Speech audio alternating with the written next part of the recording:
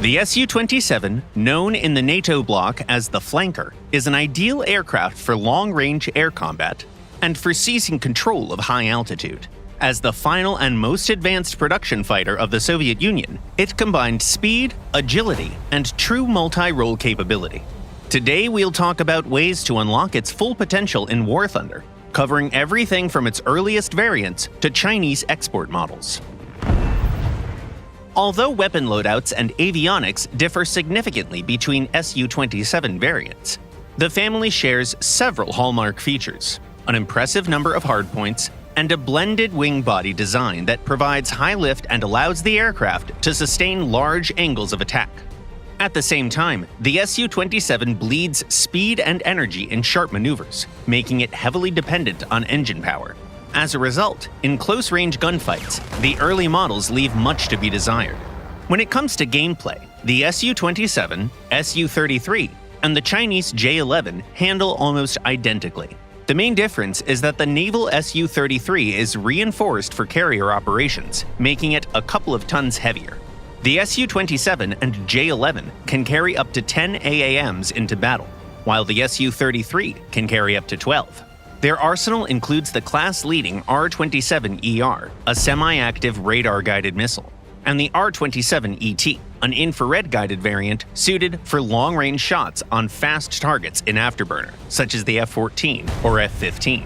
For close-range engagements, the early models carry the R-73, a short-range missile that can surprise even seasoned dogfighters. Your tactics will depend heavily on what you're up against. When facing opponents equipped with the Fox 3 missiles, we recommend staying below the altitude where contrails form. Set your radar to the Track While Scan mode, or TWS. As you search for early targets, it helps to angle your aircraft slightly left of map center. This makes it easier to perform defensive maneuvers when your RWR warns of an incoming missile without losing too much speed. Your first launch is best made at around 35 to 40 kilometers to the target. Another useful trick? Keep your target near the edge of your radar scan zone to maximize missile support time while forcing enemy missiles to bleed more energy. If no one on the opposing team has Fox 3s, you can employ the same tactics, just at higher altitudes. And if the enemy isn't engaging you at all, feel free to switch to a more assertive approach. Close the distance while preserving your altitude advantage for as long as you can. The strike potential of early flankers is limited. They only carry unguided bombs and rockets, which are extremely inconvenient to use at their BRs.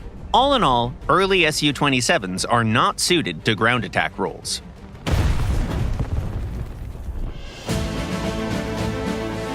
Later variants, the Su-27SM, J-11A, and Su-30SM, carry more advanced weapons. Their arsenals include active radar homing missiles, the R-77 on the Su-27SM, its export version, the RVVAE on the J-11A, and the upgraded R-77-1 on the Su-30SM. Keep in mind that the only meaningful improvement of the R-77-1 over the baseline model is increased range against non-maneuvering targets. At the start of a match, modern Su-27s should climb to around 5.5 kilometers and move along the left flank with the team. Their missiles are best launched from no more than 20 to 25 kilometers. Even at that range, they lose considerable energy due to the specifics of their design. It's also smart to bring a pair of R-27ETs for surprising close-range launches. The Su-27SM and Su-30SM can apply constant pressure with regular missile launches thanks to their large payloads. The J-11A, however, is limited to 10 missiles, 4 of which are R-73s. The remaining 6 pylons should all carry radar-guided missiles. This is the most effective loadout for the Chinese fighter. These 3 aircraft also differ in their engines. The Chinese J-11A retains the baseline power plants, offering no major advantage. The Russian variants, by contrast, received upgraded engines that let them confidently enter close-range dogfights. The Su-30SM goes even further with the addition of canards and thrust vectoring nozzles. Combine all of that with the capability to disable the angle of attack limiter, and the aircraft can pivot almost in place at low speeds. Among export flankers, the Su-30 Mk2 AMV and the Su-30 MKK stand out. In air combat, the former is close to the Su-27 SM, while the latter resembles the J-11B thanks to its PL-12 missiles. Both excel in strike roles, carrying up to 6 Ka-29 missiles plus a TV-guided bomb. The Malaysian Su-30 MKM is closer to the Su-30 SM.